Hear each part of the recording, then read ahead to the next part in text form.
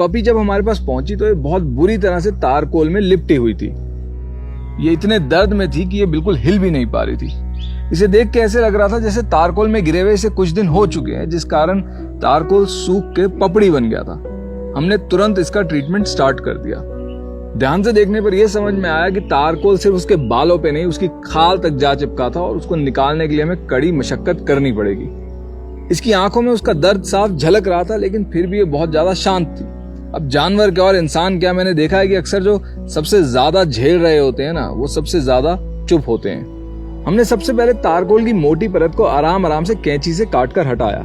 ये प्रोसेस लगभग आधे घंटे तक चला और इस पपी ने भी हमारे साथ पूरा सहयोग दिखाया।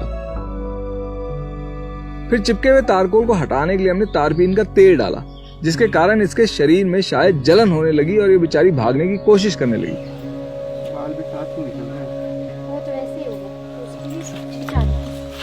लेकिन जब उसे समझ में आया कि हम उसकी मदद कर रहे हैं तो फिर वो शांत हो गई।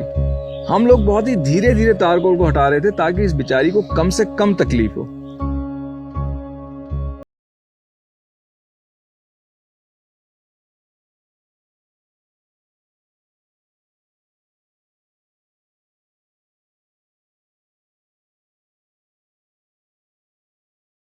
इस समय तक हमारी टीम के 3 लोग पिछले 1 घंटे से उसके शरीर से तारकोल हटा रहे थे, तो हमको लगा कि उसको भी ब्रेक देते हैं और हम भी एक ब्रेक लेते हैं। अब चाहे हमारा मन तो था कि एक ही बारी भूत की तरह पीछे पड़ के इस काम को खत्म करें, पर कोई भी लंबी रेस धैर्य और समय रहते ब्रेक लेने से ज्यादा अच्छी तरह से दौड़ी जा सकती है। मगर जैसे ही हमने उसको छोड़ा, वो अचानक से जमीन पे लौटने लगी और जोर जोर से चिल्लाने लगी। हमने देखा कि इसके आगे के पैरों के पास कुछ घाव थे। ये घाव शायद इसके शरीर से जल्दबाजी में तारकोल निकालने के कारण हो गए थे। दरअसल जिन्होंने इसको रेस्क्यू करके हमारे पास भेजा था, उन्होंने तारकोल निकालने की कोशिश करी थी, पर तारकोल इस कदर से उसकी खाल से चिपका हुआ था कि उसे जब खींच के उन्होंने निकाला तो उसकी खाल भी साथ ही छिल गई। कई बारी हम किसी के साथ अच्छा करना चाहते हुए भी अनुभव ना होने के कारण थोड़ा गलत ही कर जाते हैं, खासकर तब जब उनके घाव ऐसे हों जो साफ दिखते ना हो। अब की बार हमने तारपीन के तेल के साथ नारियल का तेल मिला के इसके शरीर पे डाला।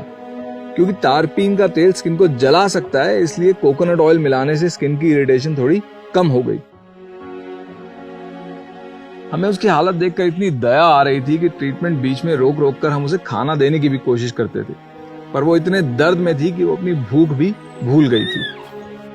अगर आप भी कभी ऐसे किसी केस का सामना करते हैं तो याद रखिएगा कि तारपीन का तेल बेहद ही ज्वलनशील होता है, तो आसपास कोई सिगरेट बीड़ी ना पी रहा हो और तुरंत बाद डॉग को नहला दीजिएगा। हम भी उसको गर्म पानी और डॉग शैम्पू से नहला के बचे हुए तारकोल को निकालने में लग गए। पानी पड़ते ही उसकी जलती खाल को जैसे शांति सी मिली और उसके चेहरे पे थोड़ी राहत दिखी।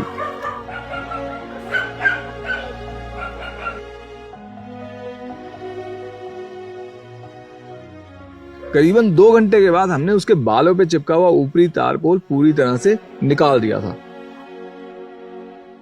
इसके बाद हमने उसके ऊपर नारियल का तेल और एलो का मिक्सचर लगा के उसको रात के लिए छोड़ दिया। अगले दिन उसकी तबीयत और ज्यादा बिगड़ गई थी क्योंकि वो कुछ भी खा पी नहीं रही थी। तारकोल ने उसके बदन की पूरी नमी भी सोख ली थी। उसके शरीर में ताकत लाने के लिए हमने उसको फ्लूइड्स लगा दिए। जब वो आई थी तब हम उसको फ्लूइड इसलिए नहीं लगा सकते थे कि तारकोल उसकी स्किन पे बुरी तरह चिपका हुआ था, और तारकोल उतरने के बाद वो इतना ज्यादा स्ट्रेस में थी कि वो एक जगह टिक के नहीं बैठ पा रही थी। अब हम रोज एलोवेरा और नारियल के तेल से इसके शरीर पे मसाज करते हैं, जिससे उसको काफी राहत भी मिलती है और बचा हुआ चिपका तारकोल भी धीरे धीरे निकल रहा है।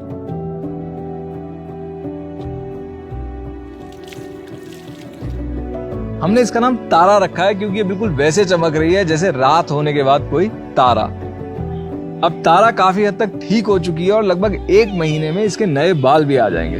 अगर आप इस नन्ही सी जान को घर दिलाने में मदद करना चाहते हैं तो इस वीडियो को शेयर जरूर करिएगा।